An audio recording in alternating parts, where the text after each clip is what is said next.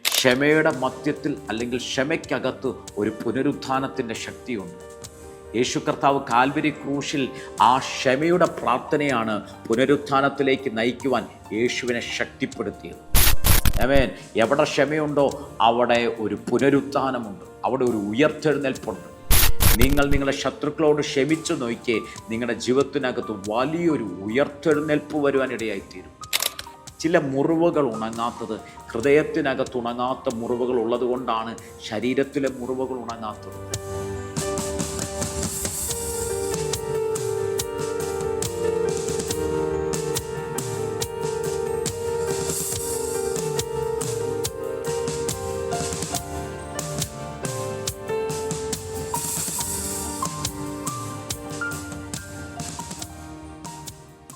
ദൈവമക്കളെ, മത്തായിയുടെ സുവിശേഷം 18-ാം അധ്യായം 21-ാമത്തെ വാക്യത്തിനകത്ത് പത്രോസ് യേശുവിൻ്റെ അടുക്കൽ വന്ന്, കർത്താവേ, സഹോദരന്മാർ എത്ര വട്ടം എന്നോട് പിഴച്ചാൽ ഞാൻ ക്ഷമിക്കണം? 7 വട്ടം മതിയോ എന്ന് ചോദിച്ചു. പത്രോസ് എപ്പോഴും കർത്താവിനോട് എന്തെങ്കിലും ചോദിക്കുകയോ അല്ലെങ്കിൽ കർത്താവ് എന്തെങ്കിലും പറയുമ്പോൾ എടുത്തു ചാടി പ്രവർത്തിക്കാനോ അങ്ങനെ മനസ്സുള്ള വ്യക്തിയാണ്. ഇവിടെ എനിക്ക് തോന്നുന്നു പത്രോസിൻ്റെ ചോദ്യം ശിഷ്യന്മാരെ വിളിച്ച് പത്രോസ് ബെറ്ററാന്ന് കാണിക്കാനൊക്കെ ആയിരിക്കും. കാരണം പത്രോസ് ചോദിക്കുന്ന ചോദ്യമാണ്, എന്നോട് സഹോദരൻ പിഴച്ചാൽ ഞാൻ എത്ര വട്ടം അവനോട് ക്ഷമിക്കണം? 7 വട്ടം മതിയോ? കാരണം 7 വട്ടം മതിയോ എന്ന് ചോദിക്കാനായിട്ട് കാരണം ഒന്ന് നോക്കിയാൽ ചിലപ്പോൾ യഹൂദന്മാരുടെ പാരമ്പര്യപ്രകാരം അവർ 3 വട്ടം ക്ഷമിച്ചാൽ മതിയെന്നൊക്കെയുള്ള ഒരു സിസ്റ്റം ആ കാലഘട്ടത്തിൽ യഹൂദന്മാരുടെ കാലഘട്ടത്തിനകത്തുണ്ടായിരുന്നു. ഇതിലും മേലിലൊരു പദവി നിന്ന് കർത്താവിൻ്റെ ഒരു അംഗീകാരം കിട്ടും, കർത്താവിൻ്റെ ഒരു മാന്യത കിട്ടും എന്നൊക്കെ ഉദ്ദേശിച്ചായിരിക്കാം പത്രോസ് ചിലപ്പം 7 വട്ടം മതിയോ എന്ന് ചോദിക്കുന്നത്.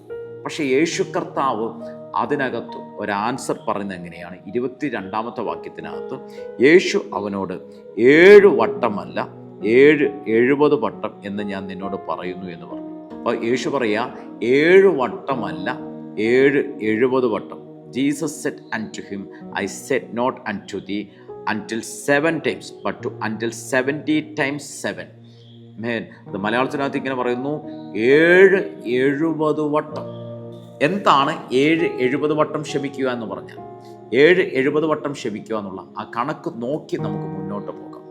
എന്ന് വെച്ചാൽ 70 വട്ടം ക്ഷമിക്കുക എന്നുള്ളത് നമ്മൾ 7 × 7 × 7 ഇങ്ങനെ നമ്മൾ അതിനെ മൾട്ടിപ്ലൈ ചെയ്താൽ ഒരു വലിയ നമ്പർ നമുക്ക് ലഭിക്കും. ആ വലിയ നമ്പർ മലയാളത്തിൽ നമുക്കതിനെ എക്സ്പ്ലെയിൻ ചെയ്യാനായിട്ട് സാധിക്കത്തില്ല. ഇംഗ്ലീഷിനകത്ത് എക്സ്പ്ലെയിൻ ചെയ്താൽ ഒരു വലിയ ഹ്യൂജ് നമ്പറാണ് നമുക്ക് ലഭിക്കുന്നത്. നമുക്ക് ആ നമ്പേഴ്സ് എന്താണെന്ന് നമുക്കൊന്ന് ശ്രദ്ധിക്കാം. 7 × 7 × 7 നമ്മൾ മൾട്ടിപ്ലൈ ചെയ്യുമ്പോൾ അതിനകത്ത് ലഭിക്കുന്നത് 143 ഒക്ടാഡെസിലിൻ. അങ്ങനെയാണ് ആ നമ്പർ തുടങ്ങുന്നത്. 143 octodecilin, 503 septendecilin, 601 sexdecilin, 609 quindecilin, 868 cotodecilin, 434 tretdecilin, 285 duodecilin, 603 undecilin, 76 decilin, 356 non-nillion, 671 octillion, 71 septillion, 740 sextillion, 77 quintillion, 383 quadrillion, 739 trillion, 246 billion, 66 million, 639,249. നോക്കിയ ദൈവമക്കളെ, ഇത്രയും വലിയൊരു ഹ്യൂജ് എമൗണ്ടാണ് നമ്മൾ ഈ 7 × 7 മൾട്ടിപ്ലൈ ചെയ്യുമ്പോൾ നമുക്ക് ലഭിക്കുന്നത്. യേശു പറഞ്ഞു 7 അല്ല 70 വട്ടമെന്ന് കർത്താവ് ഒരു വാക്ക് പറഞ്ഞു. പക്ഷേ ഇത് നമ്മൾ ആഴത്തിൽ പഠിച്ചാൽ നമുക്കൊരിക്കലും ക്ഷമിച്ചു തീർക്കാൻ പറ്റാത്ത രീതിയിലുള്ള ഒരു വലിയ കണക്കാണ് ദൈവമക്കളെ ഇതിനകത്ത് മറഞ്ഞു കിടക്കുന്നത്. കാരണം 24 മണിക്കൂറിൽ ആകെ 1440 മിനിറ്റേ ഉള്ളൂ. 86 and 400 സെക്കൻഡ്സേ ഉള്ളൂ 24 മണിക്കൂറിൽ. അപ്പോൾ ഒരു 24 മണിക്കൂറിൽ നമ്മൾക്ക് ക്ഷമിച്ചു തീരണമെങ്കിൽ ഓരോ സെക്കൻഡിലും ഒരു തവണ വെച്ച് നമ്മൾ ക്ഷമിച്ചാലും 86,400 തവണ നമുക്ക് ക്ഷമിക്കാൻ പറ്റത്തുള്ളൂ. അതൊരു വർഷത്തെ നമ്മൾ കണക്ക് നോക്കിയാൽ ഒരു വർഷത്തിൽ 365 ദിവസം ആകെ 8,760 മണിക്കൂറേ ഉള്ളൂ. 5,25,600 മിനിറ്റുകളേ ഉള്ളൂ ഒരു വർഷത്തിനകത്ത് നമുക്ക് ലഭിക്കത്തുള്ളൂ.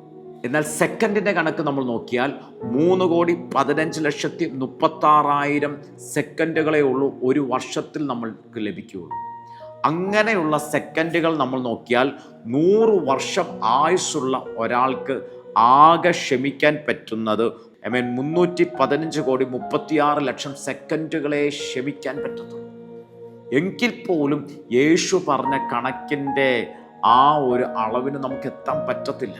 കാരണം അതൊരു ഹ്യൂജ് എമൗണ്ട്, നമുക്ക് മൾട്ടിപ്ലൈ ചെയ്യാൻ പറ്റും, നമുക്ക് ചിന്തിക്കാൻ പറ്റാത്ത, നമുക്ക് അക്കൗണ്ട് ചെയ്യാൻ പറ്റാത്ത, നമുക്കതിനെ പറയാൻ പറ്റാത്ത തരത്തിലുള്ളൊരു വലിയ എമൗണ്ട്.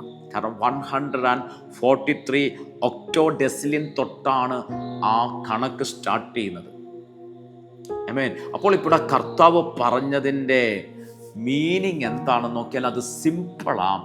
എന്ന് വെച്ചാൽ ക്ഷമയ്ക്ക് ഒരു പരിധി നിശ്ചയിക്കരുത്, ക്ഷമയ്ക്കൊരു പരിധിയില്ല.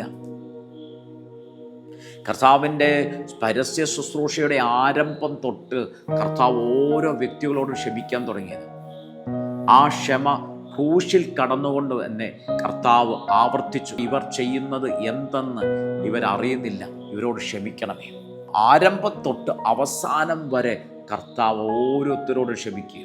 കർത്താവിന് ഒറ്റിക്കൊടുത്ത യൂദാസിനോട് ക്ഷമിച്ചു, തള്ളിപ്പറഞ്ഞ പത്രോസിനോട് ക്ഷമിച്ചു, അധികാരമോഹം കാണിച്ചവരോട് ക്ഷമിച്ചു, കർത്താവിനെ തല്ലിയവരോട് ക്ഷമിച്ചു, കർത്താവിനെ ക്രൂശിച്ചവരോട് ക്ഷമിച്ചു. അവസാന പദം ഇതാണ്, ഇവർ ചെയ്യുന്നത് എന്തെന്ന് ഇവർ അറിയുന്നില്ല, ഇവരോട് ക്ഷമിക്കണമേ. അധികം ക്ഷമിക്കുവാൻ എന്ന് വെച്ചാൽ 70 വട്ടം ക്ഷമിക്കുക എന്ന് പറഞ്ഞാൽ അത് ദൈവം ചെയ്യാത്തൊരു കാര്യം നമ്മളെ പഠിപ്പിക്കത്തില്ല. കർത്താവ് ചെയ്യുന്നൊരു കാര്യമാണ് നമ്മളെ പഠിപ്പിച്ചിരിക്കുന്നത്. പക്ഷേ ഇത്രയും വലിയ ഒരു ആഴമേറിയ കാര്യം കർത്താവ് പറഞ്ഞെങ്കിൽ എൻ്റെ യേശു എത്ര പേർക്ക് മനസ്സിലാക്കുന്നു? കർത്താവ് ഇന്നും എന്നോട് ക്ഷമിക്കുന്ന ദൈവമാണ്. കർത്താവ് പറഞ്ഞു, പത്രോസേ 7 തവണയൊന്നും ക്ഷമിച്ചാൽ പോരാ, 70 വട്ടം നീ ക്ഷമിച്ചേ പറ്റത്തുള്ളൂ. അങ്ങനെയാണെങ്കിൽ എൻ്റെ യേശു ക്ഷമിക്കുന്ന ദൈവമാണ്. ദൈവമക്കളെ, ഓരോ തവണ നമ്മൾ പിന്മാറിപ്പോകുമ്പോഴും, ഓരോ തവണ നമ്മൾ പിന്മാറ്റത്തിലേക്ക് പോകുമ്പോഴും, നമ്മൾ കർത്താവിനെ മറുതലിക്കുമ്പോഴും, കർത്താവിനെ നമ്മൾ ഉപേക്ഷിക്കുമ്പോഴും, കർത്താവിനെ നമ്മൾ തള്ളിപ്പറയുമ്പോഴും, ആമേൻ, ക്ഷമിക്കാൻ പഠിപ്പിച്ച യേശു നമ്മളോട് പിണങ്ങിയിരിക്കത്തില്ല, നമ്മളോട് കോപിച്ചിരിക്കത്തില്ല, നമ്മളെ തള്ളിക്കളയത്തില്ല. ക്ഷമിക്കാൻ പഠിപ്പിച്ച യേശു നമ്മളോട് ക്ഷമിച്ചുകൊണ്ടേയിരിക്കും. കാരണം കർത്താവിൻ്റെ ക്ഷമയുടെ ആ ആഴം, ഈ കൗണ്ട് നമ്മൾ നോക്കിയാൽ നമുക്ക് മനസ്സിലാകും. ഒരാൾക്ക് 100 വയസ്സുള്ള ഒരു വ്യക്തിക്ക് തൻ്റെ ആയുസ്സിൽ ക്ഷമിച്ചു തീർക്കാൻ പറ്റാത്ത തരത്തിൽ ഒരു വലിയ ആഴമേറിയ കണക്കാണ് കർത്താവ് ക്ഷമയെക്കുറിച്ച് പറഞ്ഞിരിക്കുന്നത്. ആമേൻ. എന്ന് വെച്ചാൽ എണ്ണിത്തീർക്കാൻ പറ്റാത്ത അൺലിമിറ്റഡ് ആയിട്ടുള്ള, ആമേൻ, അൺലിമിറ്റഡ് ആയിട്ടുള്ള, അൺകൗണ്ടബിൾ ആയിട്ടുള്ള ഒരു നമ്പറാണ് കർത്താവ് പറഞ്ഞിരിക്കുന്നത്. അൺകൗണ്ടബിൾ ആയിട്ടുള്ള നമ്പർ. ഹല്ലേലൂയ. എന്ന് വെച്ചാൽ അതിൻ്റെ അർത്ഥം കർത്താവ് നമ്മളെ പഠിപ്പിക്കുന്നത് ഒരു തവണ ക്ഷമിച്ചാൽ പോരാ, വീണ്ടും വീണ്ടും വീണ്ടും ക്ഷമിക്കാൻ തയ്യാറാകണം. ആമേൻ. വീണ്ടും വീണ്ടും ക്ഷമിക്കാൻ തയ്യാറാകാം. പലരും പറയുന്നുണ്ട്, ഞാൻ എത്രയോ തവണ ക്ഷമിച്ചു, ഇനി എന്നെക്കൊണ്ട് ക്ഷമിക്കാൻ പറ്റത്തില്ല. ഞാൻ പല തവണ ക്ഷമിച്ചു, ഇനി എന്നെക്കൊണ്ട് ക്ഷമിക്കാൻ പറ്റത്തില്ല. പക്ഷേ യേശുവിൻ്റെ ഉപദേശം അനുസരിച്ച് അത് അൺകൗണ്ടബിൾ ആണ്. ആമേൻ. വീണ്ടും വീണ്ടും ക്ഷമിച്ചേ മതിയാകത്തുള്ളൂ. ഹല്ലേലൂയ. ദൈവമക്കളെ, ക്ഷമയുടെ മധ്യത്തിൽ അല്ലെങ്കിൽ ക്ഷമയ്ക്കകത്ത് ഒരു പുനരുത്ഥാനത്തിൻ്റെ ശക്തിയുണ്ട്. യേശു കർത്താവ് കാൽവരി ക്രൂശിൽ ആ ക്ഷമയുടെ പ്രാർത്ഥനയാണ് പുനരുത്ഥാനത്തിലേക്ക് നയിക്കുവാൻ യേശുവിനെ ശക്തിപ്പെടുത്തിയത്. ആമേൻ. എവിടെ ക്ഷമയുണ്ടോ അവിടെ ഒരു പുനരുത്ഥാനമുണ്ട്, അവിടെ ഒരു ഉയർത്തെഴുന്നേൽപ്പുണ്ട്. നിങ്ങൾ നിങ്ങളുടെ ശത്രുക്കളോട് ക്ഷമിച്ചു നോക്കിയേ, നിങ്ങളുടെ ജീവിതത്തിനകത്ത് വലിയൊരു ഉയർത്തെഴുന്നേൽപ്പ് വരുവാനിടയായിത്തീരും. പല രോഗങ്ങളും, പ്രത്യേകിച്ച് ക്യാൻസർ പോലെയുള്ള രോഗങ്ങൾ, മൈഗ്രെയിൻ പോലെയുള്ള രോഗങ്ങൾ, അലർജികൾ, ഇത് പലരോടുള്ള കയ്പ് അകത്തു വെച്ചത് നിമിത്തം നമുക്കുണ്ടാകുന്ന രോഗങ്ങളാണ്. എന്നാൽ ചിലരോട് ക്ഷമിക്കാൻ തുടങ്ങിയാൽ ഇങ്ങനെയുള്ള രോഗങ്ങൾ നമ്മളെ വിട്ടുമാറുന്നേ. ചില മുറിവുകൾ ഉണങ്ങാത്തത്, ഹൃദയത്തിനകത്ത് ഉണങ്ങാത്ത മുറിവുകൾ ഉള്ളത് കൊണ്ടാണ് ശരീരത്തിലെ മുറിവുകൾ ഉണങ്ങാത്തത്. അതുകൊണ്ട് ക്ഷമിച്ചു തുടങ്ങിക്കുക മക്കളെ. നമ്മളെക്കൊണ്ട് പലപ്പോഴും ക്ഷമിക്കാൻ സാധിക്കത്തില്ല. പക്ഷെ ക്ഷമിക്കാൻ പഠിപ്പിച്ച യേശുവിൻ്റെ കൃപ നമ്മളെ ക്ഷമിക്കുവാൻ സഹായിക്കും മക്കളെ. ക്ഷമിക്കാൻ പഠിപ്പിച്ച യേശുവിൻ്റെ കൃപ നമ്മളെ ക്ഷമിക്കുവാൻ സഹായിക്കും. മാനുഷികമായ രീതിയിൽ നോക്കിയാൽ ചിലതൊക്കെ ചെറിയ ചെറിയ കാര്യങ്ങൾ നമുക്ക് ക്ഷമിക്കാൻ പറ്റും. പക്ഷേ നമ്മളെ വേദനിപ്പിച്ച, നമ്മളെ മുറിവേൽപ്പിച്ച ചില വ്യക്തികളോട് നമുക്ക് ക്ഷമിക്കാൻ സാധിക്കത്തില്ല. പക്ഷെ ക്ഷമിക്കാൻ തുടങ്ങിയാൽ നമ്മുടെ ജീവിതത്തിനകത്ത് വലിയ വ്യത്യാസങ്ങൾ നടക്കും, വലിയ ദൈവപ്രവർത്തികൾ നടക്കും. എൻ്റെ ജീവിതത്തിനകത്ത് അങ്ങനെ ഒത്തിരി അനുഭവങ്ങൾ ഉണ്ടായിട്ടുണ്ട്. ഞാനൊരു ദിവസം വിശാഖപട്ടണത്ത് ഒരു മീറ്റിങ്ങിന് വേണ്ടി കടന്നു ചെന്നു. മീറ്റിംഗ് ഹാളിലേക്ക് കയറുന്നതിന് മുന്നമേ പെട്ടെന്ന് ഹോളി സ്പിരിറ്റ് എന്നോട് പറയുന്നു, ഒരു വ്യക്തിയെ വിളിച്ച് ക്ഷമ പറയണം. ഞാൻ പരിശുദ്ധാത്മാവിനോട് പറഞ്ഞു, പരിശുദ്ധാത്മാവേ, ഞാനിപ്പോൾ അദ്ദേഹത്തെ വിളിച്ചാൽ ചിലപ്പോൾ അനാവശ്യമായ വാക്കുകൾ അദ്ദേഹം എന്നോട് പറയും. എന്നെ അത് വേദനിപ്പിക്കും. എനിക്ക് ശുശ്രൂഷ ചെയ്യാൻ പറ്റാതെ വരും. എനിക്ക് പ്രയാസം വന്നാൽ പിന്നെ ആത്മാവിൽ ശുശ്രൂഷ ചെയ്യാൻ പറ്റാതെ വരും. അതുകൊണ്ട് മീറ്റിംഗ് കഴിഞ്ഞിട്ട് ഞാൻ വിളിച്ചിട്ട് അദ്ദേഹത്തോട് സംസാരിക്കാം. ഇല്ല, പരിശുദ്ധാത്മാവ് എന്നെ നിർബന്ധിച്ചു അദ്ദേഹത്തെ വിളിച്ച് ക്ഷമ ചോദിക്കാൻ. ഞാൻ വീണ്ടും പരിശുദ്ധാത്മാവിനോട് പറഞ്ഞു, പരിശുദ്ധാത്മാവ്, എൻ്റെ ഭാഗത്ത് മിസ്റ്റേക്കൊന്നും ഇല്ലല്ലോ. ഞാൻ ഒത്തിരി ന്യായീകരിക്കാൻ തുടങ്ങി. പക്ഷേ കർത്താവിനോട് പറഞ്ഞു, ഇത് ഞാൻ വിശ്വാസത്തിൽ വരുന്നതിന് മുൻപുള്ളൊരു പ്രശ്നമാണ്. വിശ്വാസത്തിൽ വന്ന ശുശ്രൂഷകൾക്ക് ഇറങ്ങി, എന്നിട്ടും ആ പ്രശ്നം ഞാൻ പരിഹരിച്ചിട്ടില്ല. കാരണം ഞാൻ ന്യായീകരിക്കുന്നത് എൻ്റെ ഭാഗത്ത് പ്രശ്നമൊന്നും ഉണ്ടായിട്ടില്ല. എൻ്റെ ഭാഗത്ത് മിസ്റ്റേക്കില്ല, അവരുടെ ഭാഗത്താണ് മിസ്റ്റേക്ക്. പക്ഷെ പരിശുദ്ധാത്മാവിനെ നിയന്ത്രിച്ചു. പരിശുദ്ധാത്മാവിനെ നിർബന്ധിച്ചു. എൻ്റെ കയ്യിൽ അദ്ദേഹത്തിൻ്റെ നമ്പറില്ല. ഞാൻ വേറൊരാളെ വിളിച്ചു, അദ്ദേഹത്തിൻ്റെ നമ്പർ വാങ്ങിച്ചു. വിശാഖപട്ടണത്ത് ഞാൻ മീറ്റിങ്ങിന് ശുശ്രൂഷിക്കാൻ കയറുന്ന ഹോളിൻ്റെ വാതിൽക്കൽ വെച്ച് ഞാൻ അദ്ദേഹത്തെ വിളിച്ചിട്ട് ഞാൻ പറഞ്ഞു, എന്നോട് ക്ഷമിക്കണം, എൻ്റെ ഭാഗത്ത് നമ്മൾ എന്തെങ്കിലും പ്രയാസങ്ങൾ ഉണ്ടായിട്ടുണ്ടെങ്കിൽ ക്ഷമിക്കണം. എപ്പോൾ വിളിച്ചാലും അല്ലെങ്കിൽ എപ്പോൾ കണ്ടാലും മോശമായ രീതിയിൽ സംസാരിക്കുന്ന വ്യക്തി ഒന്നും മിണ്ടാതെ അത് കേട്ട് ഞാൻ പറഞ്ഞ ഉടനെ ഫോൺ കട്ട് ചെയ്തു. ഞാനിത് പറഞ്ഞ് അദ്ദേഹം ഫോൺ കട്ട് ചെയ്തു. ഞാൻ തിരിച്ച് കയറാൻ തുടങ്ങുമ്പോൾ പെട്ടെന്ന് എൻ്റെ മേലൊരു ആത്മനിറവ് വരുന്നത് പോലെ എനിക്ക് ഫീൽ ചെയ്തു. എൻ്റെ ജീവിതത്തിൽ അതുവരെ അനുഭവിച്ചിട്ടില്ലാത്ത തരത്തിലുള്ള ഒരു ആത്മസാന്നിധ്യം, ആത്മീക നിറവ് ഞാൻ പെട്ടെന്ന് അനുഭവിക്കാൻ തുടങ്ങി. ഞാൻ ശുശ്രൂഷിക്കാൻ കയറി, ഹോളിലേക്ക് കയറി. ആ മീറ്റിങ്ങിനകത്ത് പരിശുദ്ധാത്മാവിൻ്റെ ഭയങ്കര ഒരു മൂവ് ഉണ്ടായി. ഞാൻ ഇന്നും ഓർക്കുന്നു. എനിക്ക് ട്രാൻസ്ലേറ്റ് ചെയ്തത് ഒരു ബ്രദറൻ ചർച്ചിലെ പാസ്റ്ററിൻ്റെ മോനാണ്. ഹോളി സ്പിരിറ്റിൻ്റെ ഇൻഫില്ലിങ്ങിലോ ഹോളി സ്പിരിറ്റിൻ്റെ പവർ മാനിഫെസ്റ്റേഷനിലോ വിശ്വസിക്കാത്ത ഒരു ബ്രദറാണ് എനിക്ക് ട്രാൻസ്ലേറ്റ് ചെയ്തത്. പക്ഷേ എനിക്ക് ശുശ്രൂഷിച്ചുകൊണ്ടിരിക്കുന്ന സമയത്ത് ആത്മനിറവ് വന്നു. ഞാൻ അദ്ദേഹത്തിൻ്റെ മുഖത്തേക്ക് ജസ്റ്റ് നോക്കി, ഞാൻ പറയേണ്ട വേർഡ് അദ്ദേഹം ട്രാൻസ്ലേറ്റ് ചെയ്യാൻ വേണ്ടി മുഖത്തേക്ക് നോക്കിയപ്പോൾ അദ്ദേഹം മൈക്കുമായിട്ട് സ്ലെയിനായി താഴെ വീണു. പിന്നെ എഴുന്നേൽക്കാൻ പറ്റാതെ കുറേ നേരം അദ്ദേഹം ആ സ്ലെയിനായി കിടന്നു. എനിക്ക് ട്രാൻസ്ലേറ്റ് ചെയ്യാൻ ആളില്ലാത്ത രീതിയിൽ ഒരു അസാധാരണമായ പരിശുദ്ധാത്മാവിൻ്റെ മൂവ് ആ മീറ്റിങ്ങിനകത്തുണ്ടായി. ഒത്തിരി പേർ ടെസ്റ്റിമണികൾ പറഞ്ഞു, ഒരുപാട് പേർക്ക് ഹീലിങ്ങൾ നടന്നു. ഒത്തിരിയോ പേരോട് അസാധാരണമായ രീതിയിൽ ദൈവശബ്ദങ്ങൾ സംസാരിച്ചു. ഒത്തിരി ടെസ്റ്റിമണികൾ വന്നു. ഇദ്ദേഹം പറഞ്ഞ ടെസ്റ്റിമണി, പരിശുദ്ധാത്മാവ് റിയലാണെന്നും പരിശുദ്ധാത്മാവിൻ്റെ ശക്തിയുണ്ടെന്നും ഞാൻ വിശ്വസിക്കുന്നു എന്നാണ് ഇദ്ദേഹം പറഞ്ഞ സാക്ഷ്യം. ദൈവമക്കളെ, എന്നോട് പരിശുദ്ധാത്മാവ് ഒരാളോട് ക്ഷമിക്കാൻ പറഞ്ഞു. ഞാൻ ക്ഷമ ചോദിച്ച് ഹോളിനകത്ത് കയറിയപ്പോൾ പരിശുദ്ധാത്മാവിൻ്റെ ആ സന്തോഷത്തിൻ്റെ മാനിഫെസ്റ്റേഷൻ ആ മീറ്റിങ്ങിനകത്ത് സംഭവിച്ചു. ദൈവമക്കളെ, നമ്മളൊരാളോട് ക്ഷമിക്കുമ്പോൾ സ്വർഗം സന്തോഷിക്കുക. നമ്മളൊരാളോട് ക്ഷമിക്കുമ്പോൾ പരിശുദ്ധാത്മാവ് അധികമായി സന്തോഷിക്കുന്നുണ്ട്. നമ്മുടെ ഹൃദയത്തിനകത്ത് കയ്പും വിദ്വേഷവും വെച്ചുകൊണ്ടിരുന്നാൽ ഒരിക്കലും കർത്താവിന് നമ്മുടെ ജീവിതത്തിനകത്ത് പ്രവർത്തിക്കാൻ പറ്റത്തില്ല. കയ്പും വിദ്വേഷവും എല്ലാം വരുന്നത് അത് പൈശാചിക ശക്തിയിൽ നിന്നാണ്. കയ്പും വിദ്വേഷവും പിണക്കവും എല്ലാം വെച്ച് ശുശ്രൂഷിച്ചാൽ അവിടെ ഹോളി സ്പിരിറ്റ് അല്ല വെളിപ്പെടുന്നത്, മറിച്ച് പൈശാചിക ശക്തി അതിനകത്ത് വെളിപ്പെടാൻ തുടങ്ങും. അതിൻ്റെ മാനിഫെസ്റ്റേഷൻ സംഭവിക്കാൻ തുടങ്ങും. പരിശുദ്ധാത്മാവിൻ്റെ നിറവ് നമുക്ക് വേണമെങ്കിൽ നമ്മുടെ ഹൃദയത്തിനകത്തുനിന്ന് മറ്റുള്ളവരോടുള്ള കയ്പും വിദ്വേഷവും പിണക്കവും നമ്മൾ എടുത്ത് കളയണം. കയ്പും വിദ്വേഷവും പിണക്കവും ഒക്കെ ഒരു ഭവനത്തിനകത്തുണ്ടെങ്കിൽ അവിടെ പരിശുദ്ധാത്മാവ് ഭരിക്കത്തില്ല, ദുരാത്മാവായിരിക്കും ഭരിക്കുന്നത്. നമ്മൾ മറ്റുള്ളവരുടെ ഒരാളുടെ ഉയർച്ചയിൽ നമുക്ക് അസൂയ വരുന്നുണ്ടെങ്കിൽ അത് ദൈവമക്കളെ ഒരു അന്ധകാരത്തിൻ്റെ സ്പിരിറ്റ് അവിടെ വ്യാപരിക്കുന്നത്. മറ്റുള്ളവർ വളരുമ്പോൾ, മറ്റുള്ളവർ കയറുമ്പോൾ, നമ്മളെക്കാട്ടിൽ നല്ല ശുശ്രൂഷകൾ ചെയ്യുമ്പോൾ അതിനകത്ത് സന്തോഷിക്കാൻ കഴിഞ്ഞാൽ പരിശുദ്ധാത്മാവിൻ്റെ സാന്നിധ്യം നമ്മുടെ മേൽ അധികമായി നിറയുകയും കർത്താവിന് നമ്മളെയും അതിശക്തമായിട്ട് ഉപയോഗിക്കാനും സാധിക്കും. ആമേൻ. അതുകൊണ്ട് യേശു പറഞ്ഞ നിങ്ങളൊന്ന് ശ്രദ്ധിച്ചേ. അതുകൊണ്ട് യേശുവിൻ്റെ ഈ വാക്കുകൾ ശ്രദ്ധിച്ചേ. യേശു പറയേ 7 അല്ല 70 വട്ടം. അത് അൺലിമിറ്റഡാണ്, അൺകൗണ്ടബിളാണ് ദൈവമക്കളെ. എണ്ണി തിട്ടപ്പെടുത്താൻ പറ്റാത്ത അളവാണ്.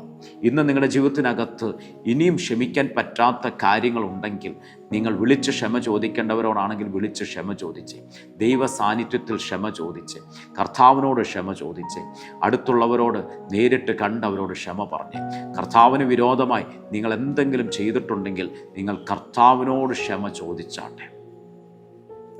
കർത്താവിൻ്റെ ക്ഷമ നിങ്ങൾ സ്വീകരിച്ചില്ല. യേശു എന്നോട് ക്ഷമിക്കണം എന്നൊരു വാക്ക് പറഞ്ഞാൽ ദൈവമക്കളെ അതിനകത്ത് ഭയങ്കര ദൈവപ്രവൃത്തികൾ നടക്കും കേട്ടോ. നമ്മളൊരു തെറ്റ് ചെയ്താൽ നമ്മൾ ആ തെറ്റിനെ നമ്മൾ മറക്കരുത്, ഹൈഡ് ചെയ്യരുത്. നമ്മൾ കർത്താവിൻ്റെ സന്നിധിയിൽ വന്നു അത് ഏറ്റു പറഞ്ഞ് നമ്മൾ കർത്താവിൻ്റെ ക്ഷമ സ്വീകരിക്കണം, കർത്താവിനോട് ക്ഷമ ചോദിക്കണം. കർത്താവിൻ്റെ കർത്താവ് യേശു ക്ഷമാശീലന, ക്ഷമാസമ്പന്നനായ കർത്താവാണ് നമ്മുടെ യേശു. ക്ഷമിക്കുന്ന കർത്താവാണ്. 7 അല്ല 70 വട്ടം കർത്താവ് നമ്മളോട് ക്ഷമിക്കും. പക്ഷേ നമ്മുടെ മിസ്റ്റേക്കുകൾ നമ്മൾ ഏറ്റു പറഞ്ഞ് ക്ഷമയെ നമ്മൾ സ്വീകരിക്കണം. ഇല്ലെങ്കിൽ ആ മിസ്റ്റേക്ക് അതിനകത്ത് വ്യാപരിക്കുന്ന ദുരാത്മാവിന് നമ്മളൊരു ഇൻവിറ്റേഷൻ കൊടുക്കുന്നത് പോലെയാണ്. അത് നമ്മുടെ ജീവിതത്തിനകത്ത് പലപ്പോഴായി കയറി വന്ന് പല തരത്തിലുള്ള അവൻ്റെ മ്ലേച്ഛമായ പ്രോഡക്റ്റിനെ നമ്മുടെ ഉള്ളിൽ വെച്ചിട്ട് പോകും. അവൻ്റെ മ്ലേച്ഛകരമായ കാര്യങ്ങൾ നമ്മുടെ ജീവിതത്തിനകത്ത് അവൻ ഇട്ടിട്ട് പോകും. പക്ഷെ നമ്മൾ ക്ഷമ പറഞ്ഞ് ക്ഷമ ചോദിച്ച് നമ്മൾ ആ ഭാഗം ക്ലിയർ ചെയ്താൽ പിശാച് നമ്മുടെ ജീവിതത്തിനകത്ത് ഒരധികാരവും ഉണ്ടാകത്തില്ല. പലപ്പോഴും നമ്മൾ വാതിൽ തുറന്നു കൊടുത്തിരിക്കുന്നത് കൊണ്ടാണ്. നിങ്ങളുടെ ഉള്ളിലെ കയ്പ്, നിങ്ങളുടെ ഉള്ളിലെ പിണക്കം, നിങ്ങളുടെ ഉള്ളിലെ കോപം, ഇതെല്ലാം പിശാചിന് തുറന്നിട്ടിരിക്കുന്ന ഓരോരോ വാതിലുകളാണ്. അത് പിശാചിന് നമ്മളായിട്ട് തുറന്നു കൊടുത്തിരിക്കുന്ന വാതിലുകളാണ്. നമ്മൾ ദൈവത്തിനോട് ക്ഷമ ചോദിക്കേണ്ടത് ദൈവത്തോട് ക്ഷമ ചോദിക്കുമ്പോൾ നമ്മൾ ഈ വാതിലുകളെ അടയ്ക്കുകയാണ് ചെയ്യുന്നത്. ഒരിക്കലും അവൻ കയറാൻ പറ്റാത്ത രീതിയിൽ വാതിലുകളെ അടച്ച് പൂട്ടി നമ്മൾ സുരക്ഷിതരാകുക, നമ്മളെ തന്നെ സൂക്ഷിക്കുക. വ്യക്തികളോടാണ് ക്ഷമ ചോദിക്കേണ്ടതെങ്കിൽ വ്യക്തികളോട് ക്ഷമ ചോദിക്കുമ്പോൾ നമ്മുടെ ജീവിതത്തിനകത്ത് പുനരുത്ഥാനത്തിൻ്റെ ശക്തി വെളിപ്പെടുകയാണ്. ഭയങ്കരമായ ബ്ലെസ്സിങ് നമ്മുടെ ജീവിതത്തിനകത്ത് വരികയാണ്. ചില ക്ഷമകൾ നമ്മുടെ സൗഖ്യത്തിന് കാരണമായി മാറും. അതുകൊണ്ട് ആമേൻ, യേശു കർത്താവ് പറഞ്ഞ ആ വചനത്തെ നിങ്ങൾ സ്വീകരിച്ച്, യേശുവിൻ്റെ മാതൃക നിങ്ങൾ സ്വീകരിച്ച്, മക്കളെ ഒരിക്കലും വൈരാഗ്യം വിദ്വേഷവും എല്ലാം വെച്ചുകൊണ്ട് നിങ്ങൾ ശുശ്രൂഷ ചെയ്യരുത്. വൈരാഗ്യവും വിദ്വേഷവും പിണക്കവും അസൂയ എല്ലാം വെച്ചുകൊണ്ട് നിങ്ങൾ ശുശ്രൂഷ ചെയ്യരുത്.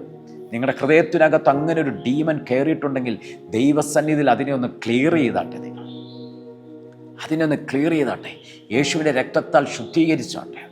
കർത്താവിനോട് പറഞ്ഞു, അപ്പോൾ എന്നെ കൊണ്ട് പറ്റുന്നില്ല, എനിക്ക് ക്ഷമിക്കാനുള്ള കൃപ തരണമെന്ന് പറഞ്ഞാട്ടെ, എന്നെ ഒന്ന് സഹായിക്കണമെന്ന് പറഞ്ഞാട്ടെ. നിശ്ചയമായിട്ടും ക്ഷമാസമ്പന്നനായ യേശു നിങ്ങളെ സഹായിക്കും. സർവശക്തനായ യേശു ക്രിസ്തു നിങ്ങളെ സഹായിക്കും. കാരണം യേശുവിൻ്റെ ആഗ്രഹം നമ്മൾ മറ്റുള്ളവരോട് ക്ഷമിക്കണമെന്ന്, നമ്മൾ വൈരാഗ്യം പിണക്കമൊന്നും വെച്ച് ജീവിക്കണമെന്നല്ല കർത്താവ് ആഗ്രഹിക്കുന്നത്. നമ്മൾ ക്ഷമിക്കണമെന്നാണ് കർത്താവ് ആഗ്രഹിക്കുന്നത്. കർത്താവിനെ നിങ്ങളെ ക്ഷമിക്കുവാൻ സഹായിക്കാൻ സാധിക്കും. നിങ്ങളുടെ ജീവിതത്തിനകത്തത് വലിയ വ്യത്യാസത്തെ കൊണ്ടുവരും. ഇന്ന് നിങ്ങൾ ഒരു തീരുമാനമെടുത്തേ. നിങ്ങളുടെ സഹോദരനോടായിരിക്കാം, ഭർത്താവിനോടായിരിക്കാം, ഭാര്യയോടായിരിക്കാം, മാതാപിതാക്കളോടായിരിക്കാം, മക്കളോടായിരിക്കാം, ജോലി ചെയ്യുന്നവരോടായിരിക്കാം, കൊളീഗ്സിനോടായിരിക്കാം, കൂടെ പഠിച്ചവരോടായിരിക്കാം, റിലേറ്റീവ്സിനോടായിരിക്കാം, സാറിനോടായിരിക്കാം. ക്ഷമിക്കാൻ പറ്റാത്ത തരത്തിലുള്ള പ്രശ്നമായിരിക്കാം. നിങ്ങളെ പീഡിപ്പിച്ചവരായിരിക്കാം, നിങ്ങളെ ഉപദ്രവിച്ചവരായിരിക്കാം, നിങ്ങൾക്കെതിരെ കള്ളക്കേസ് കൊടുത്തവരായിരിക്കാം, നിങ്ങളെ ദുഷിച്ചവരായിരിക്കാം, നിങ്ങളെ ലൈംഗികമായി ഉപയോഗിച്ചവരായിരിക്കാം. നിങ്ങൾക്ക് ക്ഷമിക്കാൻ പറ്റാത്ത സാഹചര്യമായിരിക്കാം. പക്ഷേ കർത്താവിൽ ആശ്രയിച്ച്, യേശുവിൽ ആശ്രയിച്ച് കർത്താവിൽ ആശ്രയിച്ച് ക്ഷമിക്കാനുള്ള ശക്തിയെ പ്രാപിച്ചാട്ട് ദൈവമക്കളെ, നമ്മുടെ ജീവിതത്തിനകത്ത് അത്ഭുതകരമായ വാതിൽ തുറക്കും. അവരുടെ മുമ്പിൽ കർത്താവ് നമുക്ക് വലിയ വിരുന്നൊരുക്കുവാനായിട്ട് തുറക്കും. നമ്മുടെ ജീവിതത്തിനകത്ത് ഭയങ്കരമായ വ്യത്യാസങ്ങൾ ഉണ്ടാകാനായിട്ട് തുടങ്ങും. ആമേൻ. അതുകൊണ്ട് കർത്താവ് പറഞ്ഞതുപോലെ 7 അല്ല 70 വട്ടം. ആമേൻ. ഞാൻ പറഞ്ഞു, അതൊരു വലിയ സംഖ്യ എന്ന് വെച്ചാൽ പരിധിയില്ലാതെ ക്ഷമിക്കുക. ആമേൻ. വീണ്ടും വീണ്ടും ക്ഷമിക്കാൻ തയ്യാറാകുക. ഹല്ലേലൂയ. എന്നുവെച്ചാൽ അതിൻ്റെ മറ്റൊരർത്ഥം കൂടി ഇതാണ്, നമ്മുടെ ക്ഷമ അത് ജീവിതത്തിൻ്റെ ഒരു ശൈലിയാക്കി മാറ്റുക, ജീവിത ശൈലിയാക്കി മാറ്റുക. എന്നാൽ പോലും കർത്താവ് പറഞ്ഞിടത്തോളം നമ്മളെ കൊണ്ട് ക്ഷമിക്കാൻ സാധിക്കത്തില്ല. 100 വർഷം ജീവിച്ചാലും കർത്താവ് പറഞ്ഞ കണക്കിലേക്ക് നമുക്ക് എത്താൻ പറ്റത്തില്ല. അതുകൊണ്ട് ജീവിത ശൈലിയാക്കി മാറ്റുക. ഹൃദയം ശുദ്ധിയുള്ളതായി മാറട്ടെ, ഹൃദയം വെണ്മയുള്ളതായി മാറട്ടെ. യേശുവിനോട് പറയണം, എൻ്റെ ഹൃദയത്തെ വെണ്മയുള്ളതാക്കി മാറ്റണം, ശുദ്ധിയുള്ളതാക്കി മാറ്റണം. അതിനകത്ത് പിശാചിൻ്റെ കോപം കുടിയിരിക്കരുത്, പിശാചിൻ്റെ വൈരാഗ്യം കുടിയിരിക്കരുത്, അസൂയ പിണക്കമോ കുടിയിരിക്കരുത്. ക്ഷമിക്കാൻ പറ്റാത്ത അവസ്ഥയിൽ നിങ്ങളുടെ ഹൃദയമായി പോകരുത്, കഠിനമാകരുത് മക്കളെ. യേശുവിന് നമ്മളെ സഹായിക്കാൻ പറ്റും, യേശുവിന് നമ്മളെ ഹെൽപ്പ് ചെയ്യാൻ പറ്റും, യേശുവിന് നമ്മളെ രൂപാന്തരപ്പെടുത്തുവാനായിട്ട് സാധിക്കും, വിടുതൽ തരുവാനായിട്ട് കർത്താവിനെ കൊണ്ട് സാധിക്കും. ആമേൻ. നോക്കിയാൽ യേശുവിൻ്റെ ലൈഫിൽ യേശു എല്ലാവരോടും ക്ഷമിച്ചു. ആരോടും യേശുവിന് പിണക്കമില്ല, പരിഭവമില്ല, പരാതിയില്ല. അങ്ങനൊരു ജീവിത നിലവാരം നിങ്ങൾക്കുണ്ടാകട്ടെ മക്കളെ, അങ്ങനൊരു ജീവിത നിലവാരം നിങ്ങൾക്കുണ്ടാകട്ടെ. ആമേൻ. ഇന്ന് നിങ്ങൾ തീരുമാനിച്ച് 7 അല്ല 70 വട്ടം. ആമേൻ. 7 അല്ല 70 വട്ടം എല്ലാവരോടും ക്ഷമിക്കുന്നൊരു കൃപ നിങ്ങളുടെ മേൽ ഉണ്ടാകട്ടെ. യേശു കർത്താവ് അതിന് നിങ്ങളെ അധികമായിട്ട് സഹായിക്കട്ടെ. ഞാൻ ഒരു വാക്ക് പ്രാർത്ഥിക്കുന്നു. പിതാവേ, നിങ്ങളുടെ മക്കൾക്ക് വേണ്ടി ഞാൻ പ്രാർത്ഥിക്കുന്നപ്പം ക്ഷമിക്കുവാനുള്ളൊരു കൃപ ഞങ്ങളുടെ മേലെ അങ്ങ് പകരണമേ കർത്താവേ. കർത്താവെ, ഒരിക്കലും ക്ഷമിക്കാൻ പറ്റാത്ത സാഹചര്യമായിരിക്കും. അതുപോലെ വേദനിപ്പിച്ചു, അതുപോലെ പീഡിപ്പിച്ചു, അതുപോലെ ഉപദ്രവിച്ചു, അതുപോലെ ഭാരപ്പെടുത്തി വിഷമിപ്പിച്ചു. യേശുവെ, അങ്ങ് സഹായിക്കണം. അങ്ങയുടെ സഹായമില്ലാതെ ഞങ്ങൾക്ക് ജഡത്തിൽ ആരോടും ക്ഷമിക്കാൻ പറ്റത്തില്ല. അങ്ങ് ഞങ്ങളെ കഴുകണം, അങ്ങയുടെ കൃപ ഞങ്ങളുടെ മേൽ പകരണം. ക്ഷമിക്കുവാനുള്ളൊരു കൃപ ഞങ്ങൾക്ക് നൽകണം അപ്പ, ക്ഷമിക്കുവാനുള്ളൊരു കൃപ. കർത്താവ്, ഇവർ ചെയ്യുന്നത് എന്തെന്ന് ഇവർ അറിയുന്നില്ല, ഇവരോട് ക്ഷമിക്കണമേ എന്ന് അങ്ങ് പ്രാർത്ഥിച്ചതുപോലെ, അങ്ങ് പറഞ്ഞതുപോലെ യേശുവേ, ഞങ്ങൾ ക്ഷമിക്കുക മാത്രമല്ല, ഞങ്ങളോട് ചെയ്ത തെറ്റിന് കർത്താവും അവരോട് ക്ഷമിക്കണമേ എന്ന് പ്രാർത്ഥിക്കുവാനായിട്ടുള്ളൊരു കൃപയും ഞങ്ങൾക്ക് നൽകണമേ കർത്താവേ. ഞാൻ ക്ഷമിച്ചു, ദൈവം നീതിയോടെ ന്യായം വിധിക്കണമേ എന്ന് പ്രാർത്ഥിക്കാനായിട്ടല്ല കർത്താവേ, അങ്ങും അവരോട് ക്ഷമിക്കണമേ എന്ന് പ്രാർത്ഥിക്കാനായിട്ടുള്ളൊരു വലിയ കൃപ ഞങ്ങൾക്ക് നൽകണമേ കർത്താവേ. കർത്താവേ, ഇവരുടെ ജീവിതത്തിൽ വന്ന രോഗങ്ങൾ, ഇവരുടെ ജീവിതത്തിൽ വന്ന നിരാശകൾ, ഒറ്റപ്പെടലുകൾ ഈ ക്ഷമയുടെ പ്രാർത്ഥനയോടുകൂടി അത് മാറിപ്പോകട്ടെ. ഇവരനുഗ്രഹിക്കണം യേശുവേ, ഇവർ ഉയർത്തണം യേശുവേ. എൻ്റെ ജീവിതത്തിൽ പരിശുദ്ധാത്മാവിൻ്റെ ഒരു എൻകൗണ്ടർ നടന്നതുപോലെ ഇവരുടെ ജീവിതത്തിലും അങ്ങനെ ഒരു വലിയ എൻകൗണ്ടർ നടക്കണമേ. ഈ മക്കൾ അനുഗ്രഹിക്കപ്പെടണം. ഇവർ കർത്താവെ ബന്ധനത്തിനകത്ത് പെട്ടുപോകരുത്, പിശാച് ഇവരെ മുതലെടുക്കരുത്, പിശാചിൻ്റെ കളിപ്പാവകളായി ഇവർ മാറരുത്, പിശാചിൻ്റെ അടിമത്തത്തിൽ ഇവർ ആയിപ്പോകരുത് കർത്താവെ. ഇവർക്കൊരു വലിയ സ്വാതന്ത്ര്യം അങ്ങ് കൊടുക്കണമേ, ഒരു വലിയ കൃപയങ്ങ് പകരണമേ കർത്താവെ. ഞങ്ങൾ അത് പറഞ്ഞ് ഇവരെ അനുഗ്രഹിച്ച് പ്രാർത്ഥിക്കുന്നു. അങ്ങയുടെ കരങ്ങളിലേക്ക് ഈ മക്കളെ സമർപ്പിക്കുന്നപ്പം ദൈവകൃപ പകരണമേ. സകല മഹത്വവും ഞങ്ങൾ അങ്ങേക്ക് തരുന്നു, യേശുവിൻ നാമത്തിൽ തന്നെ. ആമേൻ. ഗോഡ് ബ്ലെസ് യു മക്കളെ. യേശു നിങ്ങളെ ധാരാളമായിട്ട് അനുഗ്രഹിക്കട്ടെ. God bless you. എല്ലാ ഞായറാഴ്ചകളിലും രാവിലെ 10 മണി മുതൽ മൂന്നാർ പോസ്റ്റ് ഓഫീസ് സമീപമുള്ള ഗിൽഗാൽ ഹാളിൽ brother Tony Francis, sister Jinu Tony എന്നിവർ ശുശ്രൂഷിക്കുന്നു. കൂടുതൽ വിവരങ്ങൾക്കായി സ്ക്രീനിൽ കാണുന്ന നമ്പറിൽ കോൺടാക്ട് ചെയ്യുക.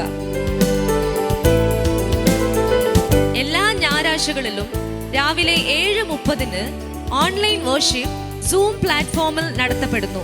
പങ്കെടുക്കുവാൻ സ്ക്രീനിൽ കാണുന്ന ഐഡിയും പാസ്വേഡും ഉപയോഗിക്കുക. നിങ്ങളുടെ പ്രാർത്ഥനാ ആവശ്യങ്ങൾക്കായി ഞങ്ങളെ വിളിക്കേണ്ട നമ്പർ 9447775093 അല്ലെങ്കിൽ 9495 975093. നിങ്ങളുടെ പ്രാർത്ഥനാ വിഷയങ്ങൾ വാട്സാപ്പിൽ ഞങ്ങൾക്ക് അയക്കേണ്ട നമ്പർ 9447775093. എല്ലാ വെള്ളിയാഴ്ചകളിലും ഇന്ത്യൻ സമയം ഈവനിംഗ് 6:30 മുതൽ സൂം പ്ലാറ്റ്ഫോമിൽ ഹീലിംഗ് ആൻഡ് ഡെലിവറൻസ് മീറ്റിംഗ് നടത്തപ്പെടുന്നു. പങ്കെടുക്കുവാനായി സ്ക്രീനിൽ കാണുന്ന ഐഡിയും പാസ്വേഡും ഉപയോഗിക്കുക. കർത്താവ് ചെയ്ത അത്ഭുത സാക്ഷ്യങ്ങളും അനുഗ്രഹീത വചന സന്ദേശങ്ങളും ലഭിക്കുവാൻ ക്രൈസ്റ്റ് ജനറേഷൻ മിനിസ്ട്രീസ് എന്ന ഞങ്ങളുടെ യൂട്യൂബ് ചാനൽ സബ്സ്ക്രൈബ് ചെയ്യുക.